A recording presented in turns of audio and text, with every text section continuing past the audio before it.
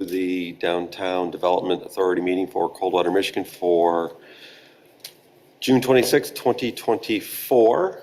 We're going to go ahead and start without a quorum. So if we have anybody here who would like to, excuse me, get to my actual agenda. Audrey, you can do view and fit to width too, and it'll make the agenda as big as the screen. Do you have anybody with any public comments out there? Okay. You can just do the informational stuff. I can just do the informational without the quorum, right? So I'll skip the consent. Skip that. I don't see Chris. So let's jump to the director's report, just like that. What's going on for Tibbetts Day, apparently? All right, I'll go. Holy mackerel. I can't do that much chocolate, don't like it. An update on the exterior maintenance. The last fiscal year, the board approved about $25,000 of capital outlay to do part 2 of some facade work that our building needs, and has been a few years since it was listed as something that we needed to get done. So just as a reminder, that's the front facade, upper window caulking, fixing the flashings around the window, tuck pointing, the lintel caulking, and tearing down, capping the chimney, and also fixing that cap on the top of the building. So that is officially scheduled for the second week of July, and they've set aside about 2 weeks to do that, including, potential delays for weather and other items. So they're going to use scaffolding so that they don't impede the access to the Children's Museum on the front, and where I'm excited to finally kind of get this going. The only tricky part, or the only tracking, or however you want to describe it, is because this was delayed, it was supposed to be done in the spring. Now it's going to show up in your fiscal year 2025 budget. So while we had intended for that to be shown in like this year's financials, it's actually going to show up as a capital outlay in 2025. So I can talk to Tom about whether we need to or should do a formal budget amendment for that, just so it doesn't show that we went over budget. Even though the money will be the same, it will show that we had planned on that expense, which we did. So it's going to make the numbers look a little bit scarier for the individual fiscal year, but doesn't really change anything that we hadn't already committed to. So, How's the roof doing on that building, Audrey? well, we had did that- repairs previously, Right. and then there was, I think, one other issue we had with some rain and maybe a puncture from when the HVAC was being upgraded, Oh. but that was also repaired. So we haven't had any problems. Once you addressed everything, you were. Yes, taken care of. since Good. then, to my knowledge. And I think if we did, Shauna would let us know, so. The basement too, obviously. Got cleaned up when you cleaned that back up, found that plugged area. or Yeah, they whatever did it some was. caulking, and I don't think we've noticed any water accumulating in the basement anymore. An additional work item that I'm going to schedule once I can find someone to do it is the museum has had a little bit of a bird problem. So having a hard time finding out where those critters are getting in periodically, and we think we found it. We've looked at pipes, we've looked at windows, we looked at all kinds of things, and now we're finding other areas that we should shape up. So there are nests kind of in and amongst the fascia, and other things on the rear side of the building. So I'm going to get a I'm just going to say specific type of contractor, kind of person who fixes those things, to do that. Which Mulder, who's doing the front facade maintenance, that's not really the kind of work that they do. I did ask, and they said they could caulk it for us, which is more of a temporary thing. And so I'm just going to look to get that fixed as it should be fixed. And I don't have cost or any update for you there. But they would really like not to have birds inside anymore. Are they actually getting inside? Oh. They are. It's not lots of them, but it's a frequently enough, when you've got a bird flying around in a kind of chaotic environment, and Oh my. droppings on the carpet periodically. Oh my gosh. It's not a best case It's adding to the learning operating. experience. It's an aviary. Call it a zoo. We didn't think about that angle. Tibbetts has a bat. Why can't the museum have birds? I don't know. Update on accreditation, and you guys have heard me say this many times, but because it's coming up next month our board meeting will be used primarily as a workshop to complete our annual accreditation self-assessment. So we'll be doing this in one sitting instead of spreading it out across multiple board meetings. I am going to send the standards to everybody by the 1st of July so that you have time to read through those and look at them ahead of time. And for example, last year people had said, well, I don't know where this is, or do we have X type of document? Like, what are we doing in this area? And I'm hoping that sending it out ahead of time will give you time to ask me questions, to point to things where they do live in SharePoint, and kind of get a list of things to you so that you kind of know what we've got going into that workshop, and so we can look at those items together. Because there's a lot.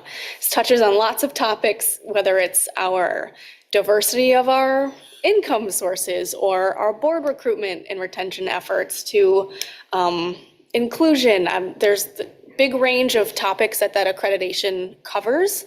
So I want to make sure that everyone can get me their questions ahead of time and I can get information to you so that we can have we're very well-informed assessment this year. And so that everyone's up to speed and can kind of fill in those gaps, because I know there's a lot. Also, for those a couple people have scheduled check-ins with me for July, but if you haven't and you want to, we could also use that meeting to go through like the self-assessment one-on-one ahead of time. However you want to use that time is a-okay.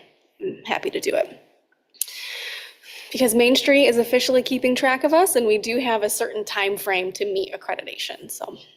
But we were pretty close. We're close to the required standards that we do have to meet. And there'll be a site visit. The part 2 of that assessment process is, last year we had a virtual site visit, and this year we will have an in-person site visit. So not just our state partners, but also the national Main Street staff will be visiting the district for about 3 hours. They spend an hour with me, they spend an hour with our board, and then they spend 45 minutes to an hour with the municipal staff. So I have previously sent out a meeting invite for that October 2nd date. It's 1 to 2 p.m.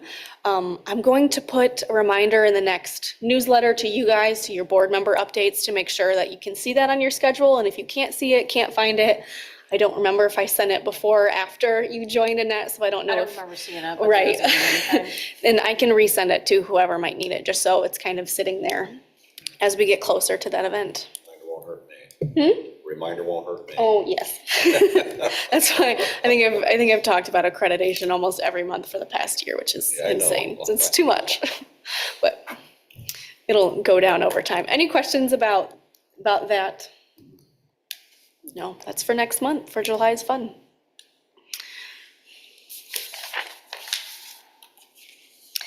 An update on some grant decisions that still haven't been formally or publicly announced yet, that you might be wondering, hey, haven't heard from that in a while. We've got the 2024 cycle of Match on Main. We submitted one project for that.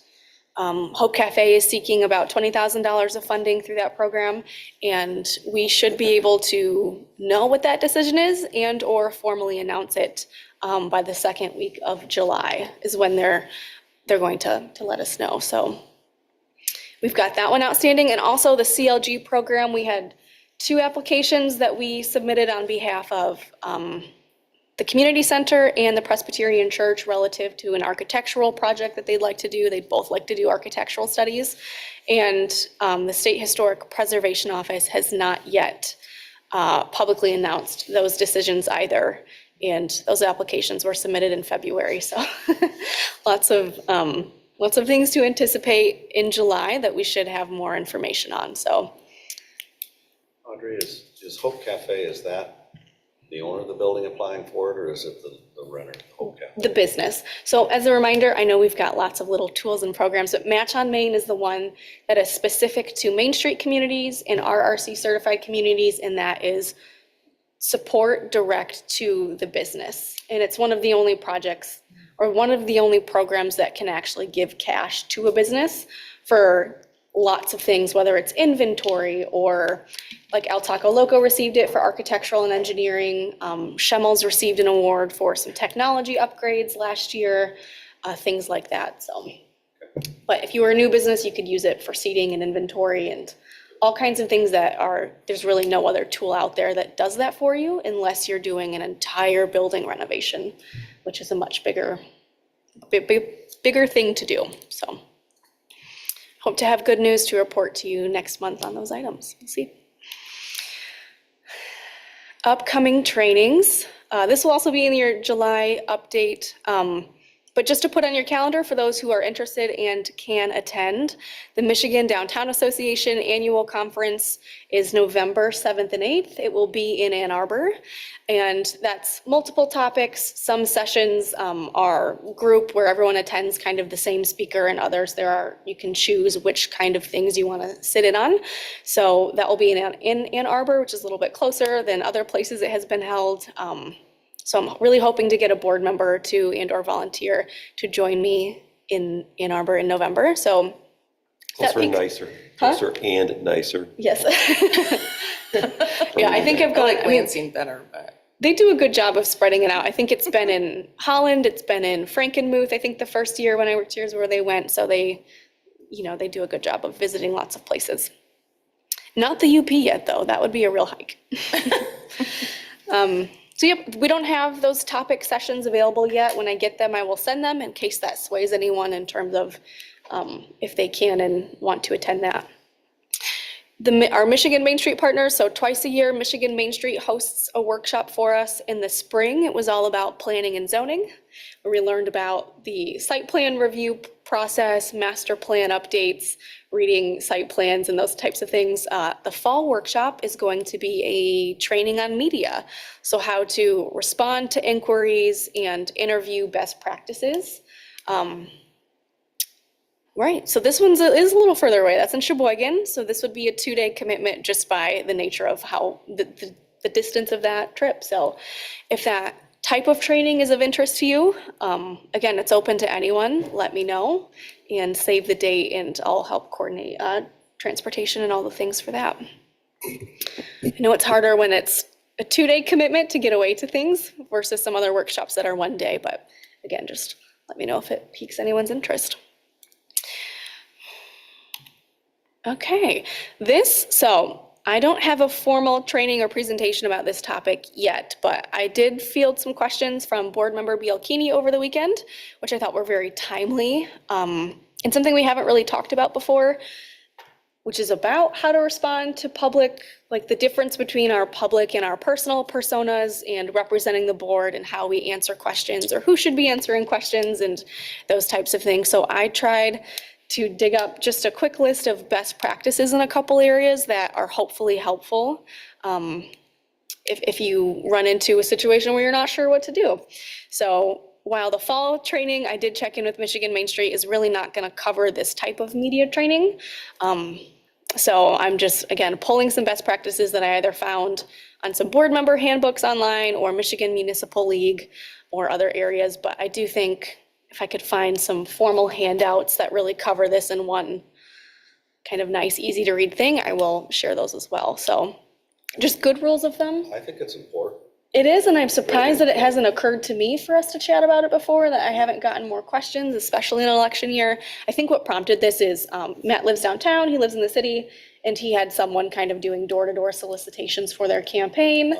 He's answering questions about the types of organizations he's involved with, and then fielding some comments and other things from that person who's going around, and just wasn't sure what the best course of action was. And he actually handled it great, which is just kind of saying, what he's involved with, and doesn't really have comments on any other items, but it did kind of remind me of, hey, we can, at least if I can't find some more formal materials on this yet, can crowdsource some best practices. So feel free to add things to this. This is just what I came up with in the 3 days I've kind of had to think about it. But if you are out in the public and you do field questions, I think the best course of action you could take and the easiest for you would to refer questions to myself as the director or to Mike as our board president.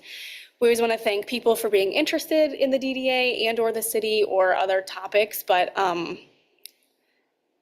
yes, just stop there. That's a statement. We do want to thank them. And also, if you're just not sure, and if it's not something that we've talked about or you don't know how to answer, very easy and happy for you to just pass those on to me and or Mike, and we can figure out what that person needs, what we can share with them, and to see if it's something that we need to bring to the board for discussion. So as a general rule of thumb, if someone's asking you questions about this didn't update. Okay, I can add a little note to this, but asking us about like the board's position on something, general, we're not really coming out with formal stances on much of anything. That's kind of uncommon. And so the general note would just be, if we haven't discussed something as a board and we haven't formally voted on something either way, that we wouldn't represent that to someone, basically saying like, oh, we haven't discussed that, or it's not on our radar, or maybe it's not our board's jurisdiction, maybe it's a city council thing or a planning commission thing, but just making sure that we're not saying that the board feels a certain way about something that we haven't actually talked about. I guess you could add to that, if it is something they think we should be considering or looking at, encourage them to come to a meeting and either talk during the, the public comment portion, or if they feel strong enough, get it on the agenda. So that's another way to handle it as well. That's a good, and I will update this slide and send it back out to you guys. So to add notes like telling them where are their opportunities to participate if you're familiar with them. And again, if you're not sure, send them to me, because I field those questions all the time or routinely for things like that. I think I found in the past, though, you've got to be careful. Sometimes you say, this is my opinion, or these are my comments, and too often they'll misconstrue those as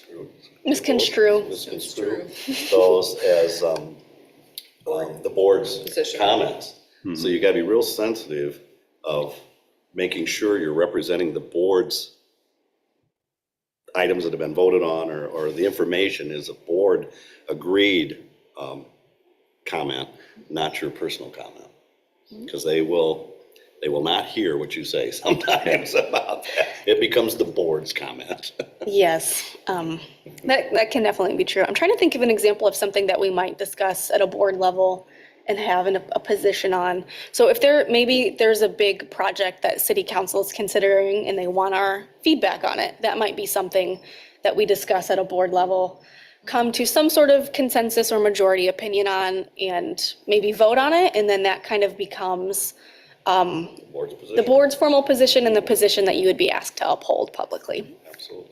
But always, like, if there are projects that you're working on, if there are projects that we've approved, committee items, like, you can absolutely talk about the board's work and should be, and hope you do, and hope you're excited to do those things. It's just things that again, you might get all kinds of questions that may or may not relate to us. And I want you to feel comfortable passing those and or telling people where they can participate and who might be a good person to contact.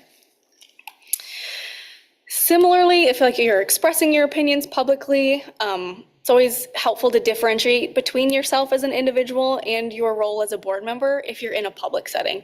Obviously, if you're sitting around your campfire, you can kind of do whatever you want, right? This isn't meant to, I don't want to say not do whatever you want, but if it's, a private setting, you should be comfortable to share some of your opinions. I would say the only exception is, again, like, if the board has made a formal decision about a project or a position, then again, you'd be asked to just kind of stick with that, because our opportunity to discuss and kind of see all facets of things is meant to, and legally should be, taking place like here during a public meeting. So the examples I gave, like, if you're talking to a reporter, if you're talking to a service club, just kind of make those distinctions where it's appropriate. And I think I just covered bullet point number 2. And social media could be a whole training in and of itself, but in general, like, your social media pages are personal to you. It's just kind of a matter of being cognizant of what are DDA related topics or Main Street related topics, and what are just topics of your personal interest. And, Totally agree. good foot forward. So I know this is a very rudimentary training of sorts, but just a few floating items that were brought up recently that I thought might be helpful. Anything else at this stage to consider? No. Oh, this is where I added, right? So, like, election this is where I added the extra note. We're never really going to endorse or comment on elections, so it's just kind of a non-issue, and it's an easy thing to say that. So we happen to be in an election year, but again, you could feel questions about all kinds of things. I'm a staff member. Obviously, I get questions, comments, complaints about all kinds of things, whether it happened yesterday or 15 years ago. So I have lots of training in how to, make sure that people feel heard, in telling them where their opportunities are to influence, to participate in those kinds of things. But How to answer without answering. yeah, I do say that a lot, but I'm usually being pretty honest. Well, I am being honest, always being honest. I am always being honest, but sometimes it's just not the clarity or like the concise thing that someone would prefer, but anyway. Any questions there, or just like, I don't know if you guys have even run into much of anything when you're out and about, but It happens. Yeah. It happens, especially on Main Street. They'll come in your door. But, and usually it's when money's being spent or controversial issue from the past, but it happens. Yeah, and that's where I think so many times it's just be so easy to bring it to us as a board. I mean, that's really how you get the attention of the board itself and the DDA as a whole. So any commentary people like to make to any of us individually, it's if they really want some action and any change, this is the place to come.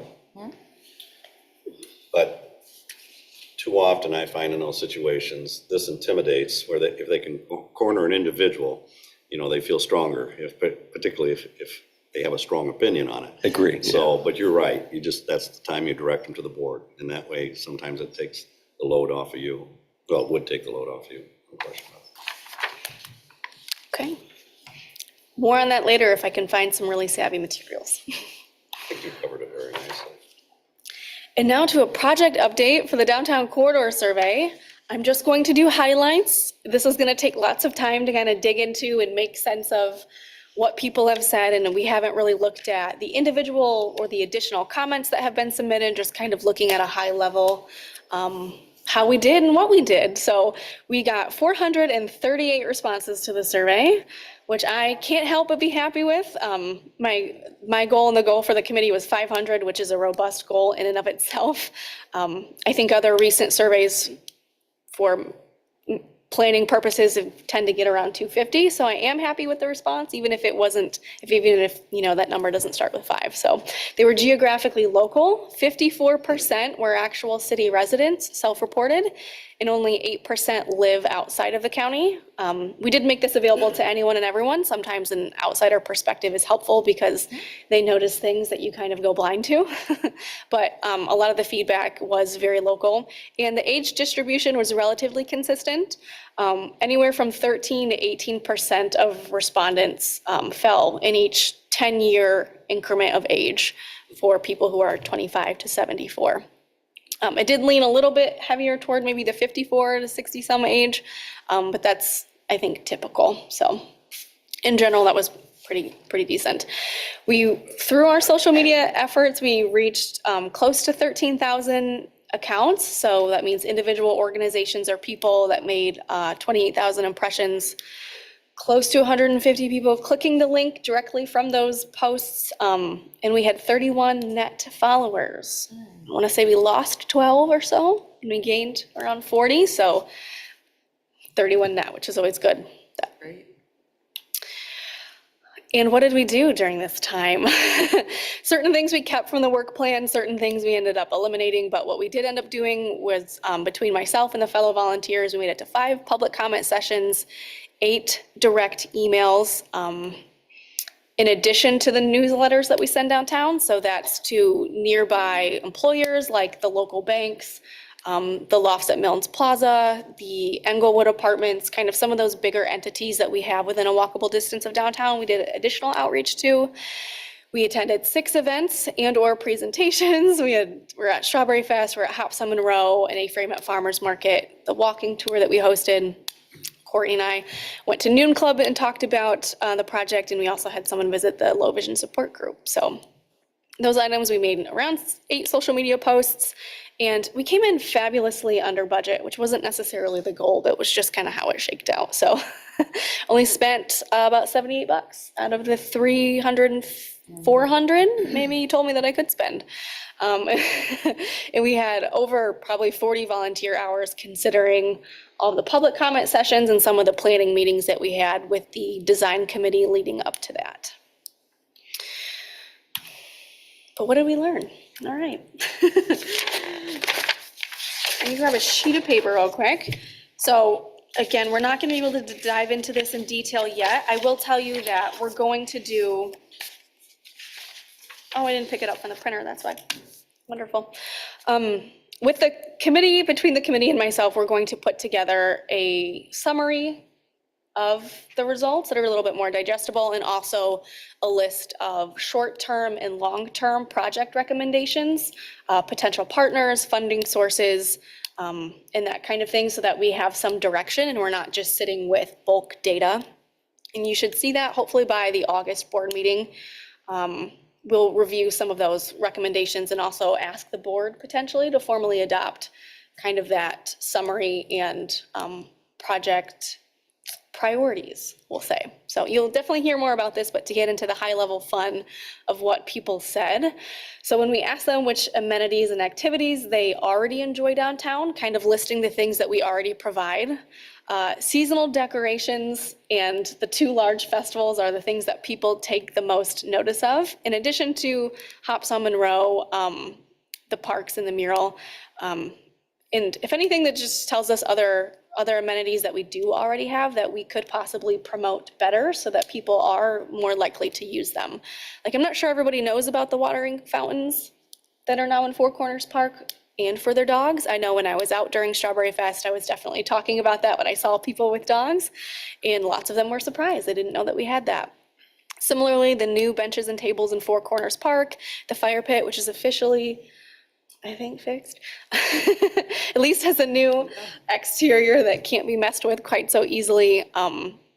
And I'm not surprised that not many people are using the electrical vehicle charging, because not many people have an EV yet. So this just kind of tells us what people are already enjoying, are already aware of, versus where we can promote what we do already have a little bit better, and increase awareness for some of those amenities.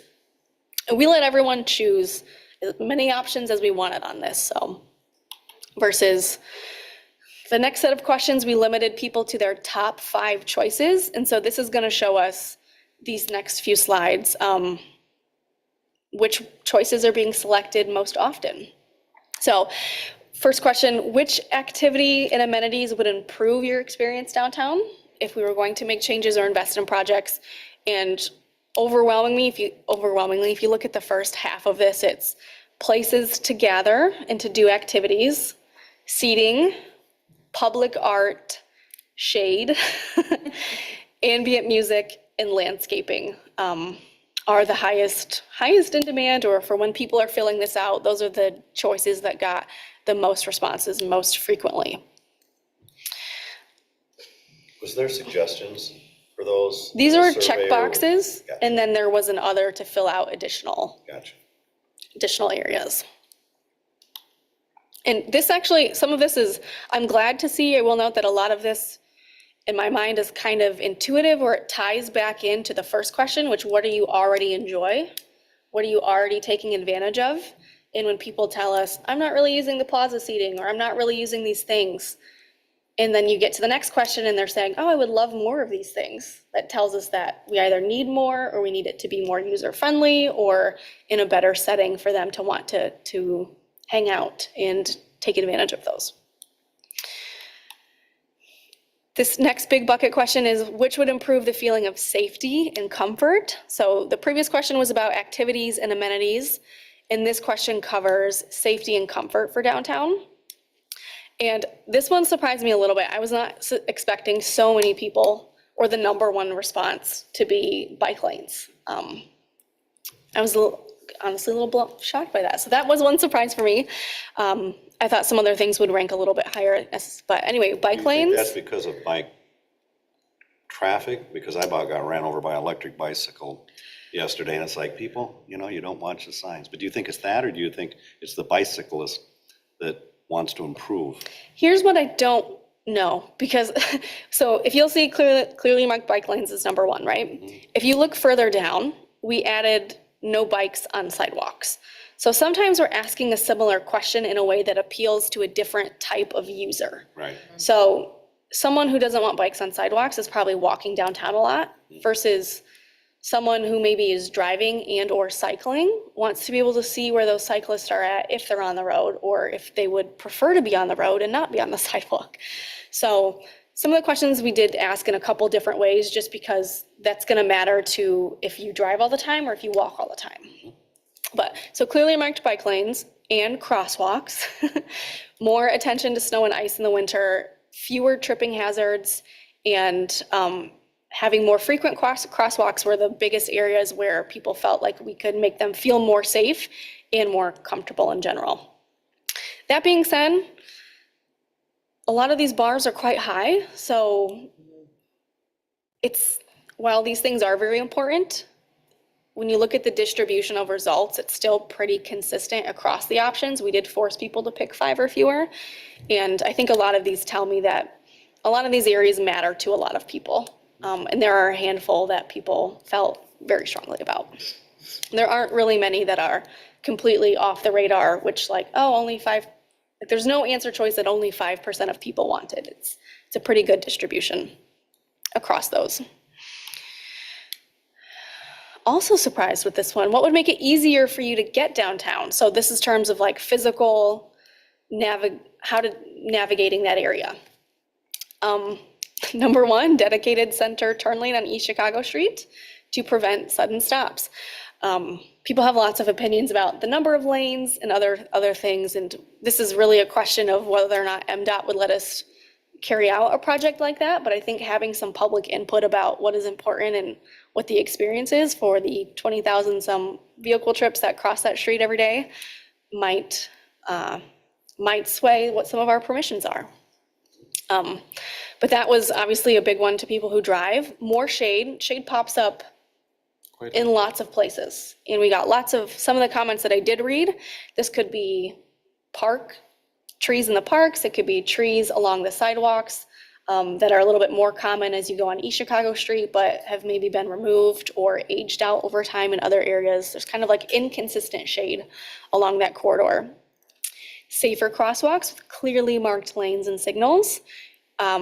Welcome and wayfinding signs, and bike lanes, again, were the biggest answer choices in terms of what would make it easier for you to get downtown from a traffic perspective, whether you're walking, biking, or driving.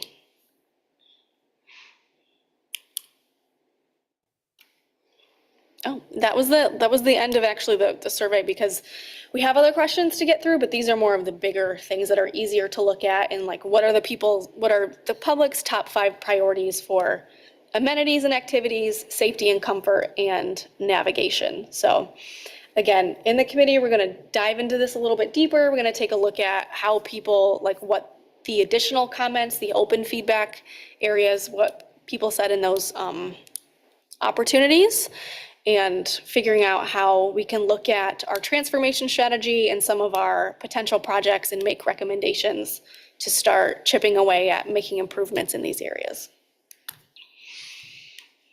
Questions? Nicely done. Good stuff.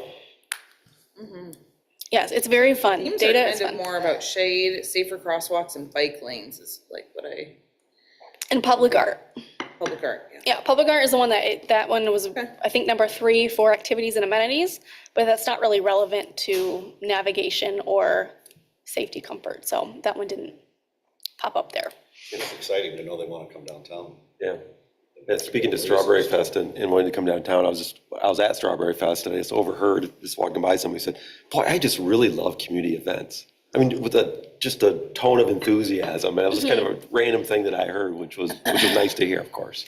Yeah, some things that aren't going to show up in the survey are the conversations we did have during those events. So myself, Dean Walrack, Aaron Garn were volunteers, and we did get people tell us, obviously if they're not going to put it in the survey, that they've been really happy with the changes that they've seen in the past few years, and they feel like things are moving in a positive direction. And we got other comments that were positive like that in the survey.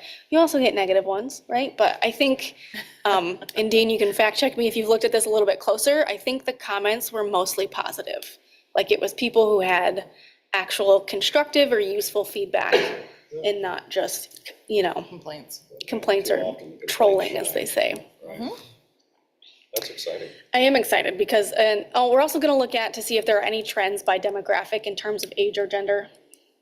There may or may not be, but just kind of to get a sense of, are we seeing any trends based on life stage, or are all these things pretty consistent in matter regardless of what age you are? So, Will we be able to share this with council? oh yeah, that's Okay. the Next steps. yeah, the goal would be to have the committee dive into this a little bit deeper, prepare some recommendations and potential projects, partners, identify some funding sources. And I can get your guys' feedback on what all that should entail. And then hopefully, or ideally, the board would adopt that as like their priority or their Funding. some sort of phrasing on, would be ideal. This is how we're gonna move forward. This is how it relates to our transformation strategy. And we would ask other organizations, whether that's council or other partners, to buy into that. Unfortunately, one of those partners is called MDAT. Yeah, MDOT.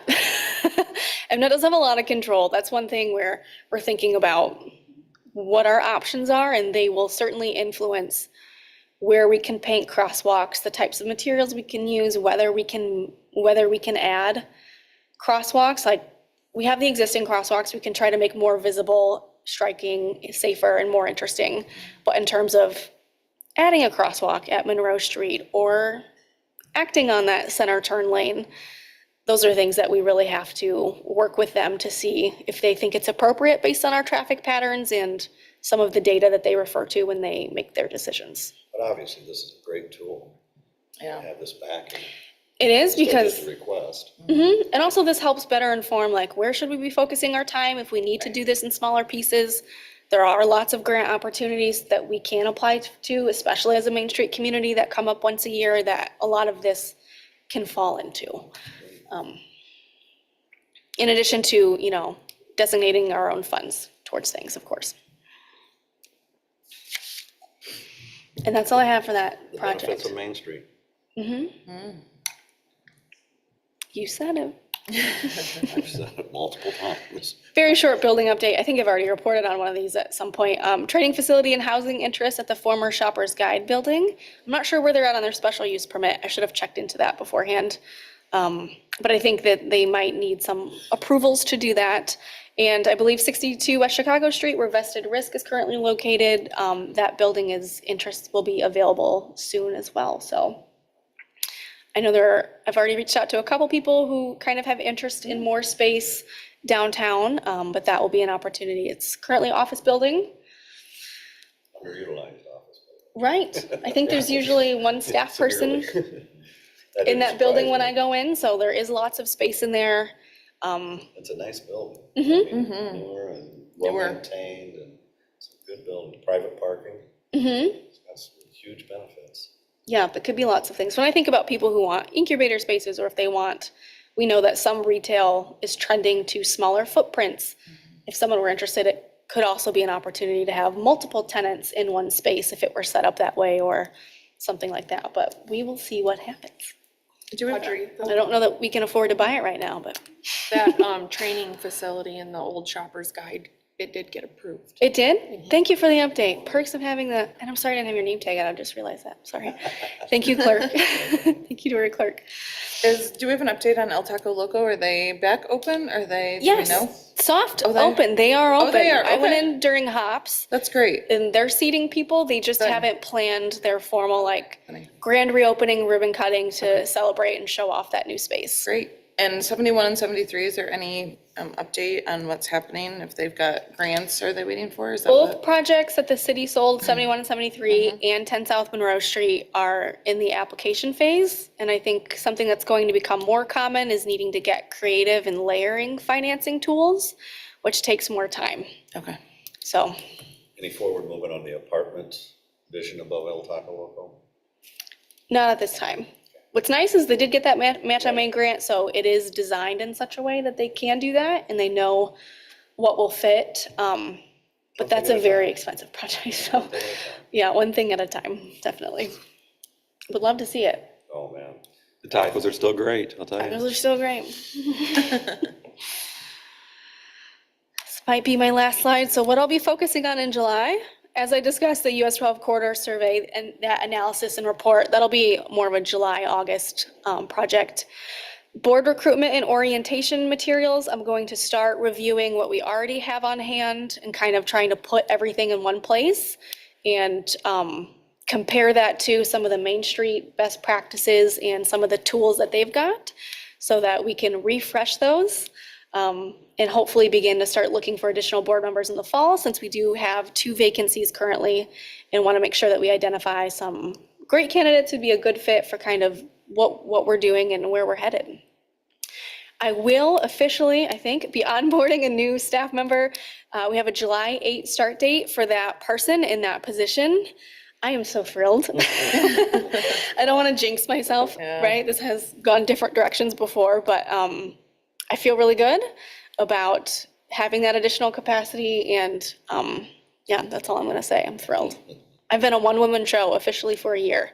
June was my 1-year anniversary of the Audrey production. So glad to have help, be able to hand off a few things to that person and, you know, get to some of these projects like the board and recruitment orientation material, some things that I just haven't really had the capacity to do.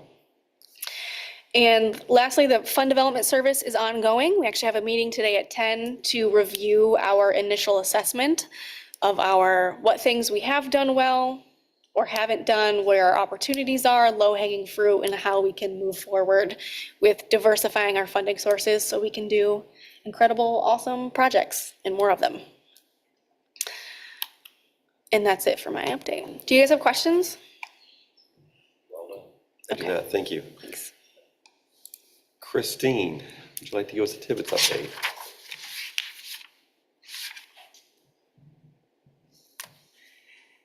Thank you for allowing me to come. Sorry I was late. My car was blocked in. We've had a lot going on at Tibbetts. Of course, Summer Theater opened, and we've actually closed for our first 2 shows, our popcorn show, Emperor's New Clothes, and the musical Forever Plaid. If you heard, it was an adventure, and the show will go on, and we're very proud of what those actors did amidst some unusual diversity. So we're very... diversity is not the right word. Adversity. Adversity, thank you. So we are ready to open on tomorrow with Sweeney Todd, the Demon Barber of Fleet Street. You did notice that we did rename the street Hanchett with Fleet Street, and we've gotten a few nice comments from that. If you've seen the photos from the publicity photos for this, they were taken in the upper floors above the museum gallery. The place was perfect. The photos are absolutely, we could not have staged it any better. So do check those out on our Facebook page with Paul Kerr and Brenda Sparks. It will be a great show. It will be an amazing show, unlike anything that you've seen at Tibbetts for Summer Theater, I guarantee it. So please do join us for that. And then, of course, in a couple weeks, we'll be opening Rent, and the final show is Over the River and Through the Woods. We are thankful very much for our sponsors, which included Parish Excavating for the first show. This one is Dr. Frederick, DDS, Family Dental, which I think is perfect. And then also CBPU will be the sponsor of Rent, another one that's very timely. And WTVB is the sponsor of Over the River and Through the Woods. And then we also have all our popcorn shows going, which Rumpelstiltskin is this weekend. We have brought in 52 company members for this season. Actually 53 now. We had to hire another person.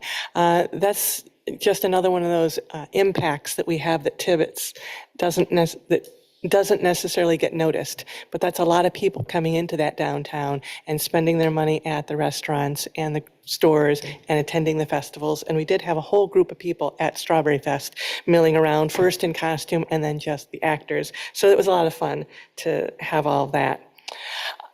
So that's Summer Theater. Taking up a lot of time and a lot of energy, but it's really exciting. Kids Art Rocks. We had our reception last night, and over 100 pieces were brought in from the kids, and that's from kindergarten up through 12th grade. And 16 pieces were chosen for lease by businesses in the community. Half of the pieces have already been claimed by the businesses, so we do still have some available if businesses are interested. Thank you very much. Michael was one of those businesses that sponsored again this year. It costs $100 and you get the framed piece of art in your business for a full year.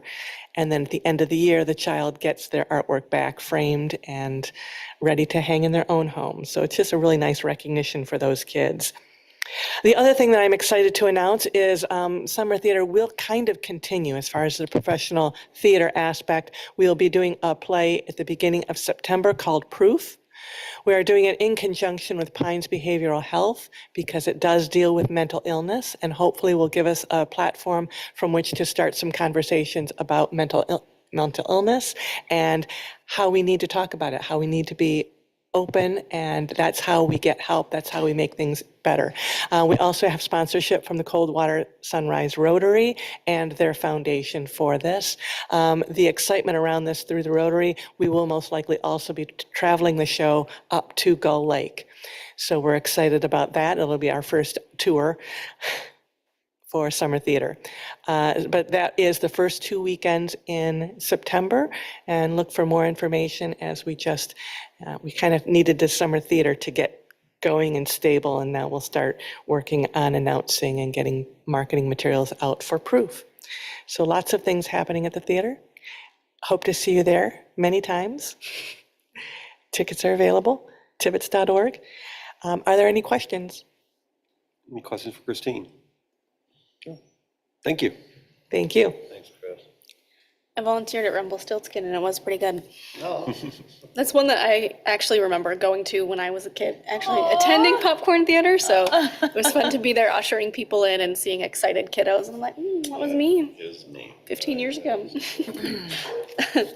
Next up is committee chair appointments, and that's just pretty much a forewarning that over the next month I will get those out to everybody for the next coming year of the committee chair appointments.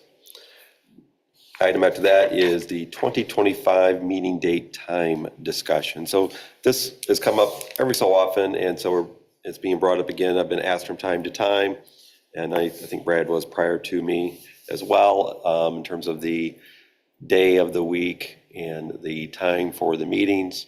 It's always kind of been split a little bit, and these early meetings work well for some people, and I know there has been some interest voiced in terms of a potentially late afternoon meeting. What late afternoon varies, it seems. But nevertheless, that's been mentioned, and the idea behind that is, to a degree, a different time that sometimes works out better for people, but also a little bit more of an opportunity if people wish to socialize after the meeting. So that's kind of the idea or reason it's on the agenda. And so I'm kind of throwing it out there, I guess, to the board members who are here, who have any thoughts on the current meeting time and the potential to switch the time. Crickets. Crickets means it doesn't change. There isn't a formal vote or anything today necessarily, and I think Matt has a hard time getting here in the morning. But he is on his way in, by the way, so we will be able to conduct the business that we had at the So I know there's top always and in there. conflicting ones. I know, Brad, early mornings work well for you because of your business schedules. In different times for different things, actually due to different responsibilities here, number one, and number two, some of the things going on in the store allows me to be a little more flexible sometime in mid to late afternoon. But again, remembering I'm probably not a long-term member, so I need to this board needs to accommodate the majority and what works. So, at times it's time for change. I've talked to some prospective board members who have said Mornings are down. the early mornings, there's, they've got kids trying to, They need it earlier? get together. They need it earlier? No, they Not don't need AM. earlier. Oh, okay. Because I'm okay with earlier than 8.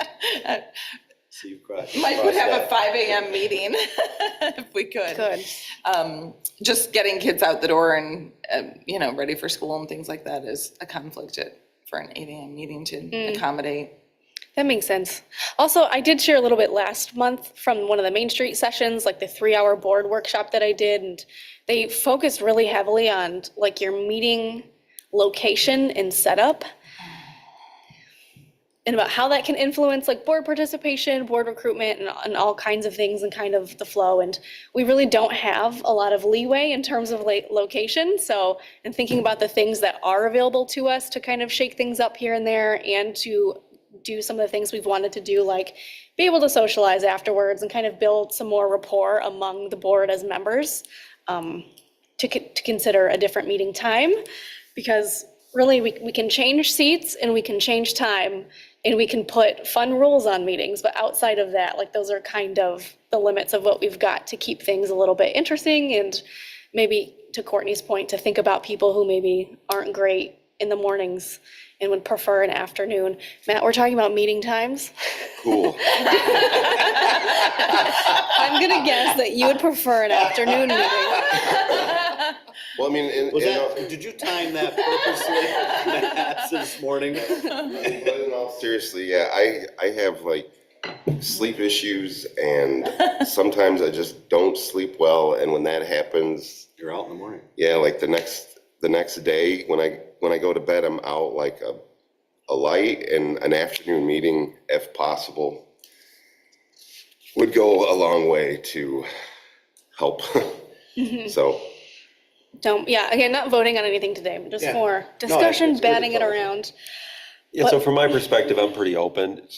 The key thing for me is it's consistent, so I can put it on my calendar, Right. it's there for the next year, and Agreed. I just make everybody's schedule around that. Right. So long as it doesn't interfere with, I already have the Historic District Commission meetings on a Wednesday. So if we kept it the same Wednesday, or if we switch it to a different day, depending on what day that is, late afternoon to me means like 5 o'clock. That's all right. 'Cause Yeah, that's- HTC tends to be, is that like the first or second Wednesday of the month? The second Wednesday. Second, and we meet the 4th, so you would have. Right. Yeah, so that's what I meant, as long as we don't switch what Wednesday of the month that we do, then I am fine. So, Does Wednesday seem to work for everybody? In the past, it's been a good day. I don't know, is that It's not the changed? best day for me, but I mean, I'd prefer Tuesday, I guess, if we're talking about switching things Gotta- up. Gotta talk about it. I don't know. I have no opinion. I'm paid to be here. Well, elections are on Tuesdays, so if it's going like that, Tuesdays would not work for the Oh, okay. clerk. Good idea. Very good. Okay, or we'd be the fourth Tuesday presumably, if we kept it the same. Well, We- yeah, Right. elections are always the second Tuesday after the first Monday. Right. That's right, and that's why I said we have the same one, we're So the fine. fourth Tuesday. Yeah, so that would work. Yeah, I think Tuesdays probably work for me as well. I mean, so maybe, we're having a nice discussion, maybe we come in next month with, okay, Yeah. what days of the week do work? What times do work for everybody, and see if we can come up with something that, maybe we can adjust things. I just will comment that if we do have any socializing after meetings, that it really cannot be, depending on the number of people we have attend, Right. can be about DDA matters, because that would violate the Open Meeting Act. correct. And I think the other thing to take into consideration is who's available at what times of the day. In the past, the morning meetings got most of us here in the past before the majority of the people went to work. So it didn't interfere with their work day. And how flexible are you at your work day? Obviously, Courtney, you Yeah. have some control. I have some control. My customer can determine my availability. Scheduling by appointment, you probably have a little more Right. control. But, again, who's available to recruit and how it affects their business, personal schedule really needs to be looked at as a whole. And I do think that blend has changed. Yeah, I want to say that we've got until September, like October at the latest, to pass the resolution that establishes our formal schedule for the city calendar. So we do have time, and I do think, right, Courtney's point about talking with people who might be interested in actually joining the board this year, and whether or not they can do it at 4 or 5 or 6, Yeah. And I make my own schedule, so I'm flexible as well. All right, so it sounds like a plan. We'll have a discussion next month and see if we can come to a consensus on that. Next up is committee reports. Do we have any committee reports? I see Dean left, which is fine. Promotions committee, just a little bit of an update. We have gotten in, Audrey, I'll let you Vanna White them. We have two different tumblers for sale that we did a sale on. One is black with a white lettering, and then one is white with the multicolored branded lettering that goes on the tumblers and stickers. And we will get an update. We have a promotions committee meeting on Thursday, so we'll get an update on how many of those were sold. They were sold with a sale, pre-sale through Integrity Apparel. And it sounded like it went well. We're gonna start talking about some other promotional items, especially for the holidays, maybe some ornaments that we would sell. So if you remember, we provided a work plan for these that Annette did for us for the promotions committee, where the DDA purchased them, and then we'll make some money on them as well. So we'll get an update on what that looks like. Other items on our agenda for tomorrow's meeting would be our planters in downtown and holiday decor, whether that's fall or winter, if we're gonna make some changes to change those up potentially. And so that'll be a discussion that we'll have for Thursday. All right, thank you. Any other committee reports? Okay, not hearing any, now that we have a quorum, we'll jump back to some earlier items. First one being the consent agenda. On the consent agenda for this month is the regular meeting minutes of May 22nd, 2024, the promotions committee meeting minutes of May 23rd, 2024, and the design committee minutes of June 14, 2024. Does anybody want to take any of those off of the consent agenda for discussion?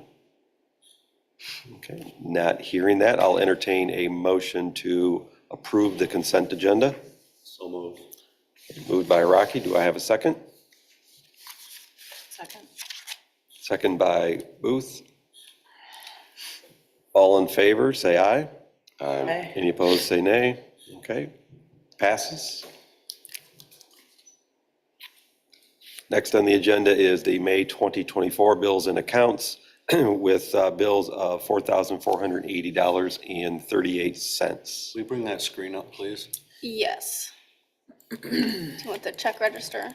Yeah, it seemed like there was one, And where's my? maybe not. I've got printed right here if you'd like it. And so the one that just initially jumped out at me, excuse me, but then I read it closer, made sense, which was the, Audrey, if you go to the prior page there.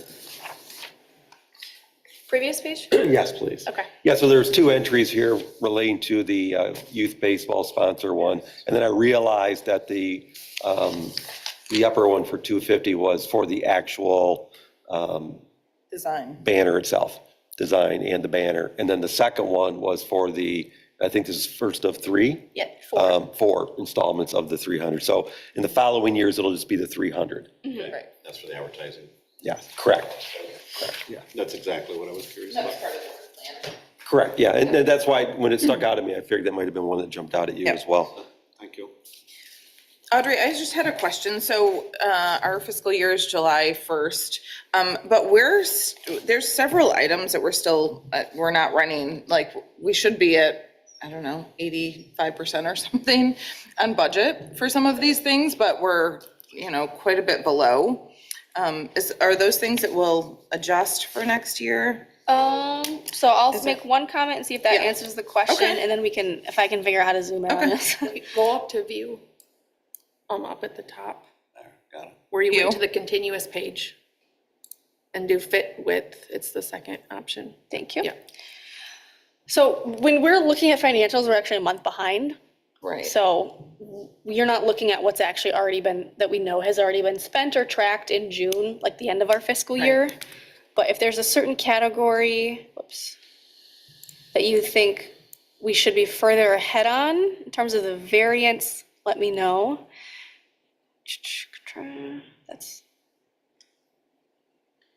That's general downtown maintenance at the flower payment. That would be coming up soon if we haven't done it already.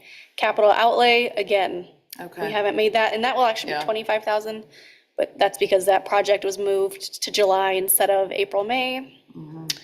And then funding for other projects is just a floating fund for committee requests as they come in. Okay. But in July, yeah, I'll be able to show you where we actually finished the year. Great. This would then reflect the year ending.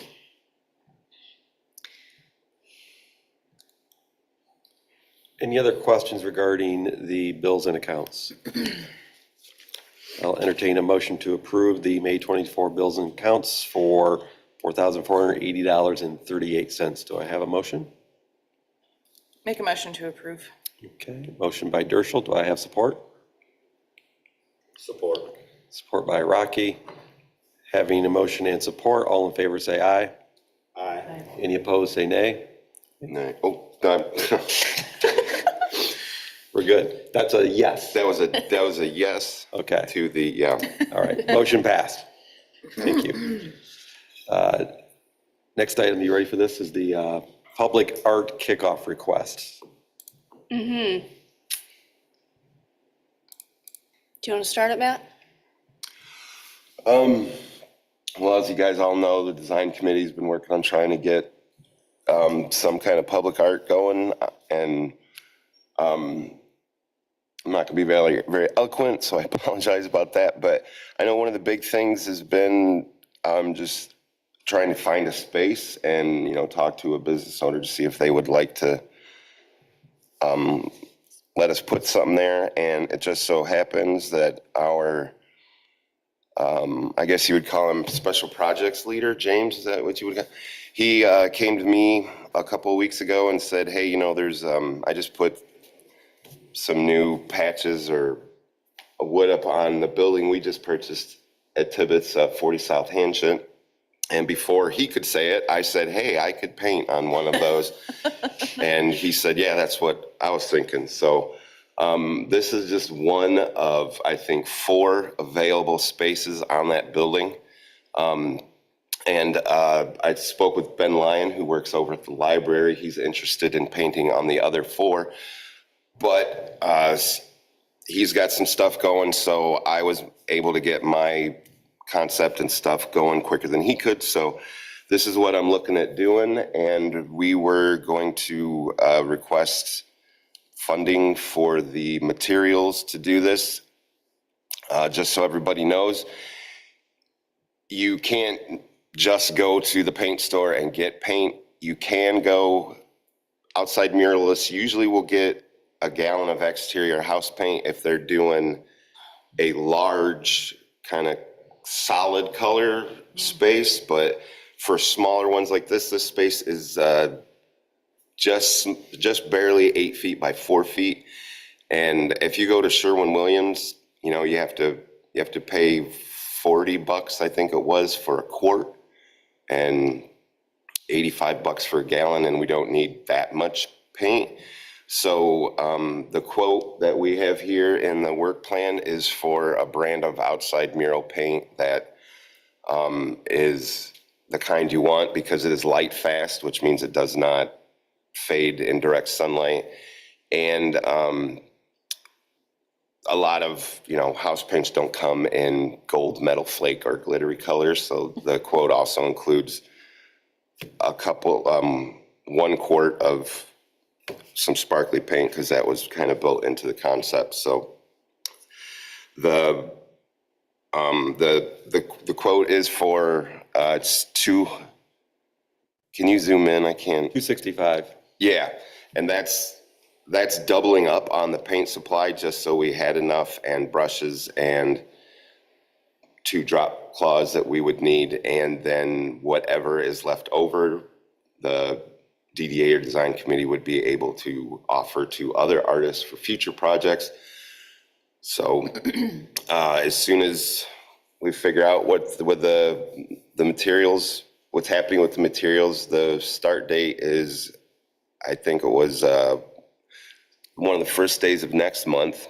Because the concept is done, all it would take from after approval, all it would take would be for me to prep the surface and get going. So it's just, and it's a really, one of the other things that makes it an ideal location is it's, I don't know, 40 yards from my house. Yeah. So we can, and there's, I'm sure there's power in that building, so I could even work at night. Dean said he has a couple of lights that he could get me, so it is kind of an ideal location to start this because it would be very, very easy to get it going and get it completed. Yeah, plus good visibility. Yeah. It's on Pearl Street. Yeah. It's not as visible as if it would be on 12, but it's not a location that is uneasy to find. I mean, if somebody said there's a mural or a painting on this building, it would be a matter of, we'll go to the post office and turn left, Right. and you would see it. So, Traffic. yeah, I mean, that's. yeah, and there's nothing in front of it. There's no light poles in front of it. There's nothing. It's pretty much out. Is the side of that building gonna get painted at some point, or would there ever be a possibility of us expanding?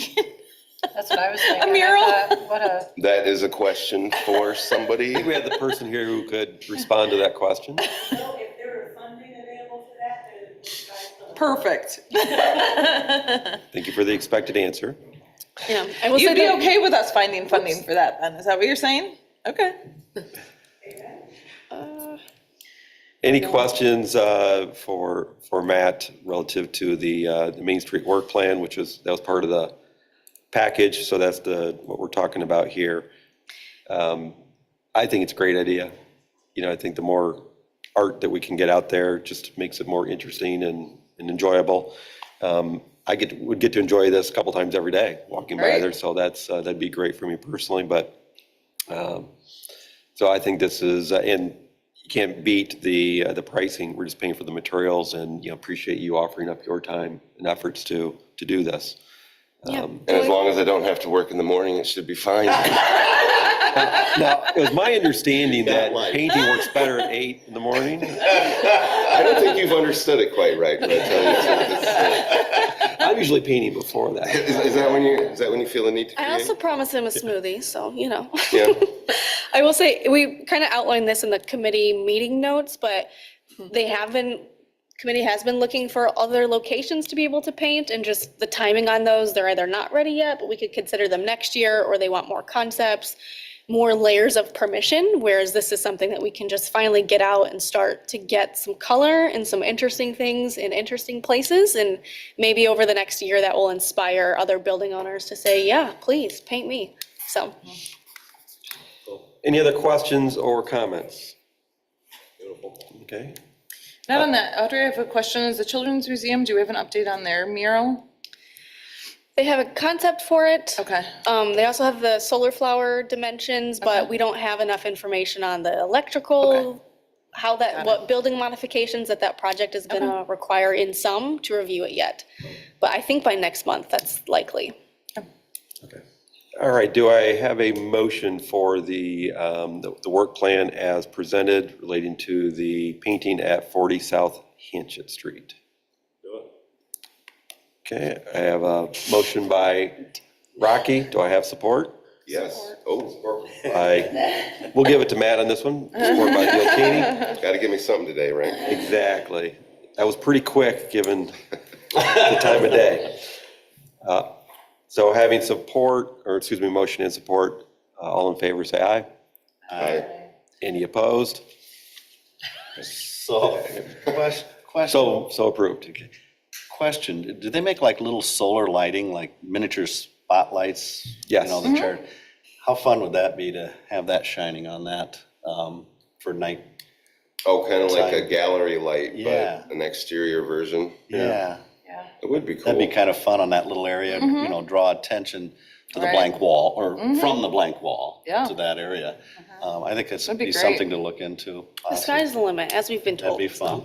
Yeah. That'd be fun.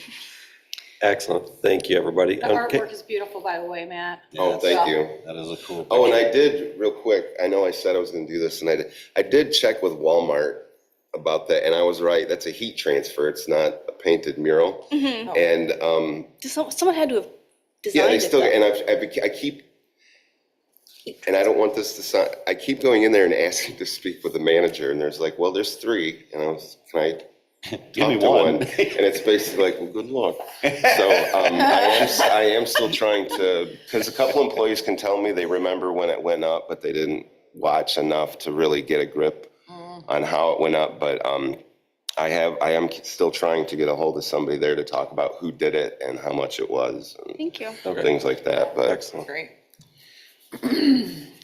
Okay, do we have any old business? Okay. Any new business? I've got a couple things. Just a reminder, Hops on Monroe, Thursday nights. It'll be this Thursday from 5 to 9, but no Hops on Monroe on 4th of July. Then we'll resume until August 29th. A great turnout last week for the heat. Shade would have been very much appreciated on the street. That day we had quite a few people that ended up coming out not until like 8 o'clock. So anyways, underway, the 5th year of Hops on Monroe. The farmer's market, the first week for the farmer's market last week. Again, another hot Saturday, but still, we had quite a few new vendors that were there. And as produce comes on, there'll be more. So 9 to 1 every Saturday on the 4 corners. And then also, just to note, since it is in the downtown, the community center is hosting a series of dinners that are in conjunction with Tibbetts Theater productions that are happening, and the dinners are themed around whatever that production is. So the decor and the meal and everything is themed. And then when they're done, they have dinner there, they go to the theater, and then after they go to one of the beautiful penthouses in the Kerr building for dessert and drinks after. So a great thing that's a fundraiser for the community center. There's 2 more. There's one, the first one is this weekend, and then the next 2 are one in July and one in August. And then I also just wanted to, Audrey wanted me to bring it up. At the end of May, I attended a Michigan Downtown Association meeting that was held in Harbor Springs, some of my old stomping grounds adjacent to the Bay of Petoskey, and attended several sessions. It was a 1-day conference. The day before I went, there was a tour of Harbor Springs and talking about their history and things, but a marketing session talking about the advantages of Google Business Profiles, which we do not have one. We've had some some issues around Google Profiles because you need an address, but I found a way around that. So a great session on that. Also on Pinterest business accounts that are leading to big tourism dollars for trip planning. So say someone is looking for a trip coming to Michigan or in southern Michigan, that we would have an account potentially that would talk about all of the things to do in Coldwater and especially in downtown Coldwater. So that was an interesting session. There's a downtown lighting session on how important both the quality and the right lighting is as far as light pollution and the idea of a dark sky compliant lighting projects that are happening in order to keep our light levels low, but also to make sure that people feel safe in our downtown with lighting. It is an area I was not familiar with at all, and so really interesting to kind of learn more about that. And then the last session was about engaging and getting community excited for construction projects in the downtown and introducing the community to the ideas far in advance and involving the communities and introducing businesses to construction teams to help with communication. Ideas that I hadn't really thought of, but if we're thinking ever, some bigger construction projects in downtown, like when our parking lots were happening, that would have been helpful to have. So overall, just a great place to network, see other creative marketing ideas the downtowns are doing. I'd met with the staff from the Michigan Economic Development Corporation, and she said, well, where are you from again? And I said, Coldwater, and she said, Coldwater is hot. Everyone is talking about your downtown. So I was so excited about that. And then to end, on my way out of town, I grabbed Tom's Mom's cookies, award-winning national cookies. And so I put them over on the table, chocolate chip cookies that everyone can take if you'd like one. That's So the taste test. taste test, yes, taste test approved, and a really great conference. Michigan Downtown Association does a nice job with their conferences, so. Very interested in the construction communication one. Yeah. Excellent, thank you. And by the way, it looks like a high of 75, partly sunny I this Thursday. know. So weather is looking good. So I think cold beer works in any temperature range, but it will be nice weather for us. Agree. 2 comments on the seating, and I don't know why it was even said to me, but as I went up and said hi to some people, 2 people commented how nice the seating was, and I Right. said, the city has made that possible, and they said it's just great, so, nice, I just want to pass that on, and people are appreciating the things being done for that event. Yeah, excellent. Any other new business? Okay. Any public comments? All righty. Oh, yes. One note, you mentioned public seating, and the fire pit downtown. If you check out the TikToks from students, the kids have had a great time out there, and just one of the videos is they're all around back. Nice. So, I've the been seeing actors, them. you're saying, The actors are doing their own TikToks. interesting. Which is Fun. fun. I've been noticing them out and about. Yeah. Because obviously I Me too. volunteered, so I saw them when they were, whatever, the play that was, production that was last week. Yes, and I saw some of them who were not in that production, and then I checked them into Hops and did the IDs, and I'm like, the Tibbetts crew is here, and then I'll probably see them at the farmer's market sometime, so. One of the songs that from the Rent, which is actually the one that they did exhausting, but they all lip synced it, but they're all around the downtown, like coming out and lip syncing. Oh, we gotta share those. I love it. Now I have to be on TikTok at work. You got reason to Interesting. be, you get away with it That's now. not what I heard. I don't disagree. She said, I need to check TikTok 3 times a day. Thank you. Any other public comments? Okay, hearing none, we are adjourned. See you July 24th. Get a cookie. I will. Have a I good did.